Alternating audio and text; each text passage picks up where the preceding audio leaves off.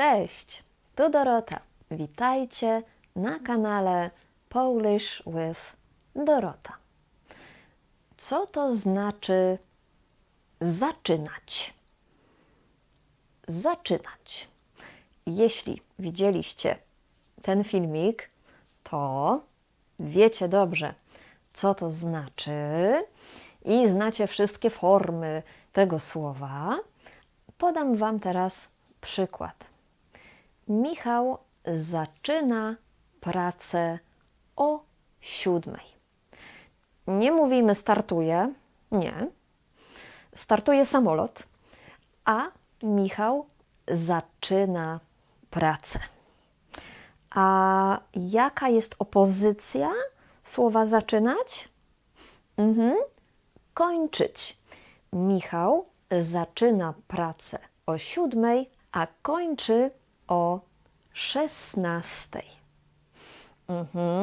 Zaczynać i kończyć. To są czasowniki.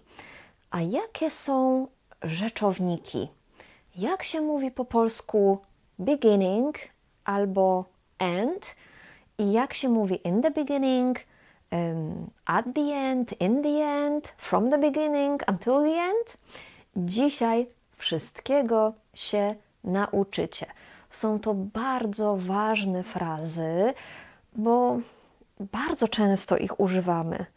To jest bardzo ważne, że chcemy coś zrobić from the beginning until the end, więc oglądajcie until the end, czyli do końca. Pamiętajcie też, że możecie uczyć się polskiego w mojej szkole online z moimi fantastycznymi nauczycielkami. Mamy kursy i grupowe, i indywidualne. Zapraszam Was serdecznie, żeby się zapisać. Skontaktujcie się ze mną przez link w opisie. No dobrze, zaczynamy. Mamy czasowniki. Zaczynać, to start, to begin i kończyć, to end, to finish. I teraz, jakie są rzeczowniki? Uwaga. Kończyć, koniec, koniec. Zaczynać, uwaga, początek, początek. Tutaj on to a z ogonkiem czytamy jak on, początek, początek. No tak, nie za, ale po. Początek. Przykłady. Początek filmu był ciekawy, ale koniec był bardzo nudny. Początki zawsze są trudne. Tutaj mamy taką polską frazę, polskie powiedzenie. Powiedzenie to znaczy saying.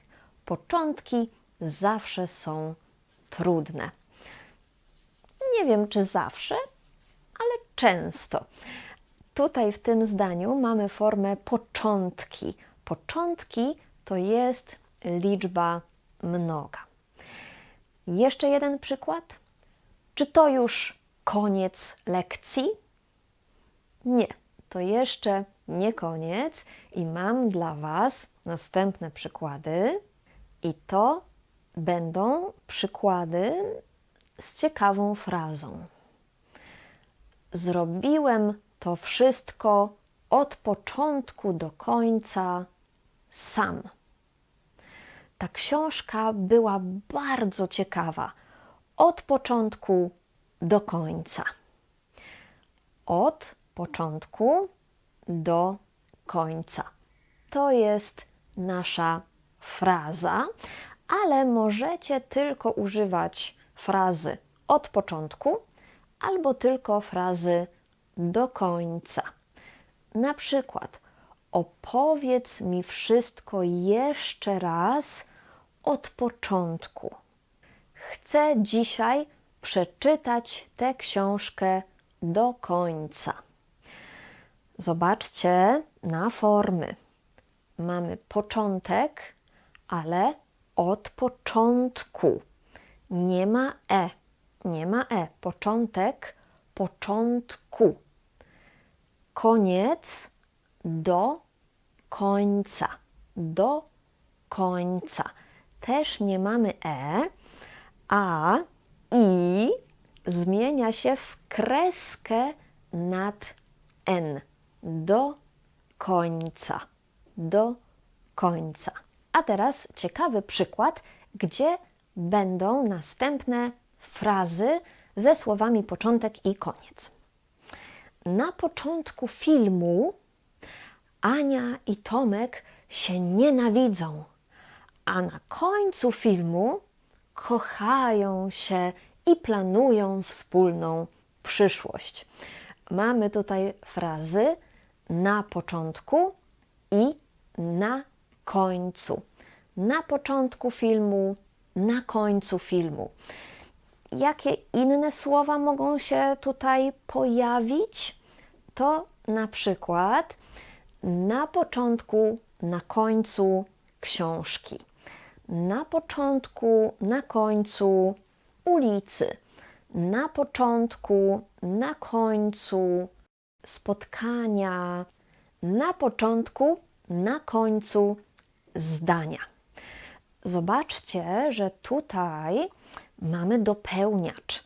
Te formy właśnie filmu, książki, spotkania, ulicy, zdania to jest dopełniacz, bo normalne formy, mianownik, nominative case, to jest film, ulica, spotkanie, zdanie i tutaj jest dopełniacz. Ale jeśli nie wiecie, co to jest dopełniacz i generalnie nie rozumiecie, jak działa polska gramatyka, a chcecie wiedzieć, to zapraszam Was na kursy do mojej szkoły. Nauczycielki wszystko Wam wyjaśnią krok po kroku. Będziecie uczyć się w miłej atmosferze z profesjonalnymi nauczycielkami i poznacie wielu ciekawych ludzi. Jestem bardzo dumna z mojej szkoły. Działamy już ponad 13 lat, a 4 lata tylko online i dostajemy super feedback od naszych studentów.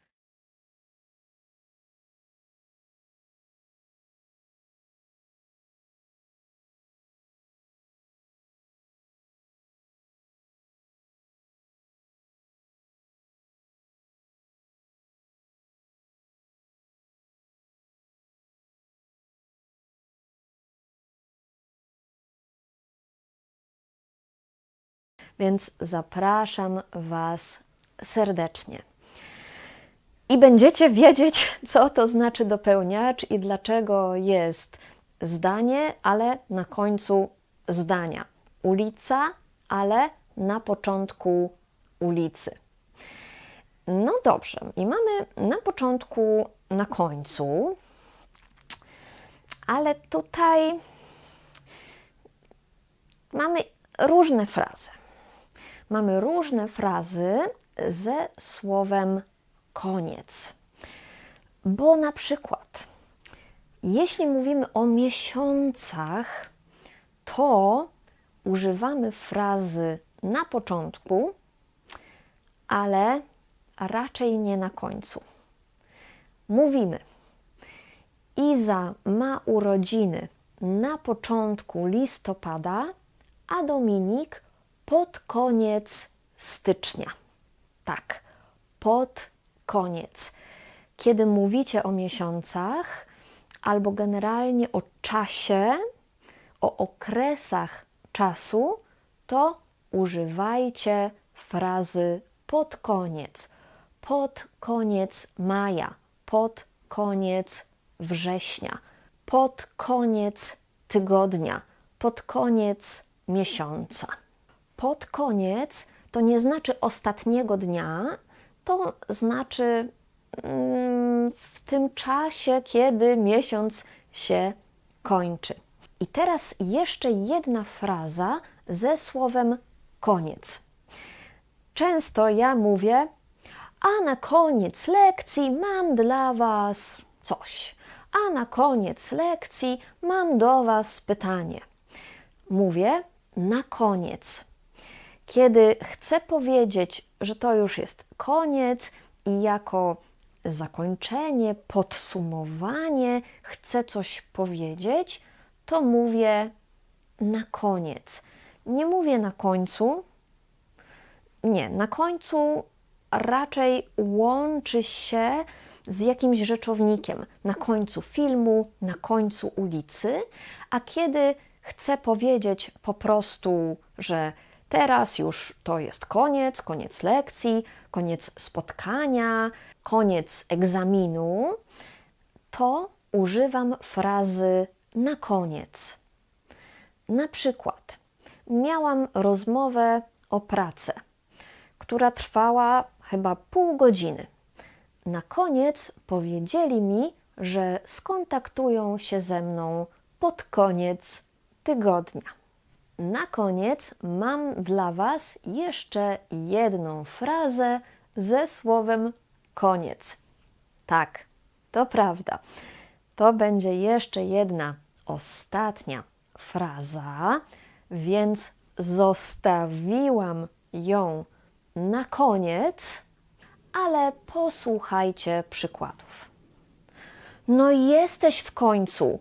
Czekam na Ciebie już 20 minut.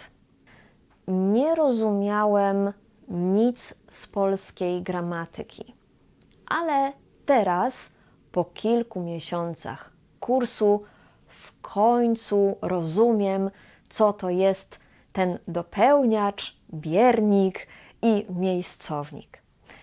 Tutaj mamy frazę w końcu i to znaczy finally, finally, w końcu. Uwaga, tutaj w czytamy jak w końcu.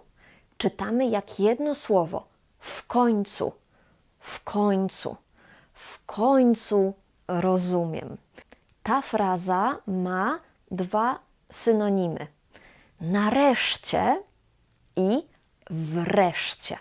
Możecie używać czego chcecie. W końcu, nareszcie, wreszcie. Podsumowanie. Mamy słowa początek i koniec oraz frazy od początku do końca, na początku, na końcu i na końcu mówimy raczej, kiedy mówimy o czymś fizycznym, jak na końcu ulicy albo na końcu tunelu, ale też o czymś takim jak książka albo film. Na końcu filmu, na końcu książki. Kiedy mówimy o miesiącach, to mówimy na początku, ale pod koniec. Na początku stycznia, pod koniec stycznia.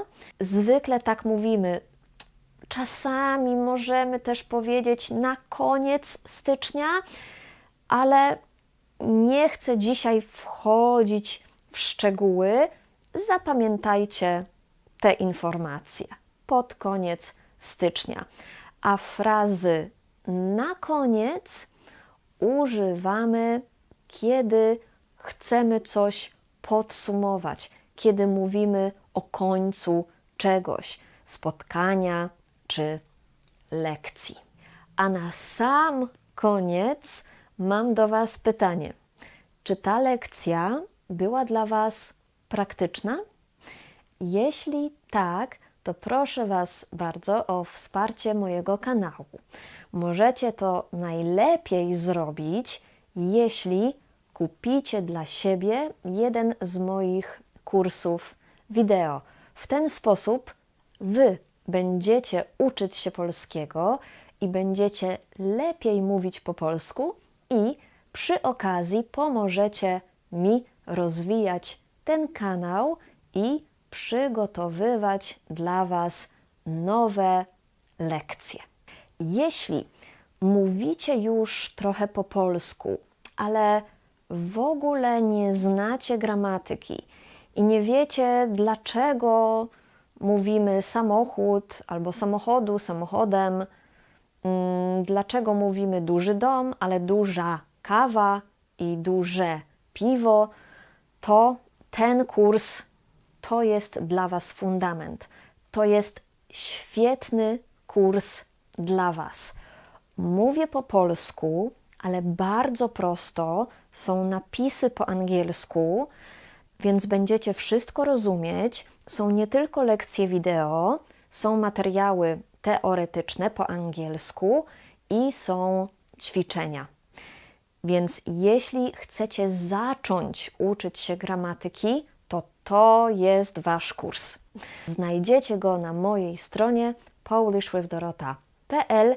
Linki są w opisie filmu.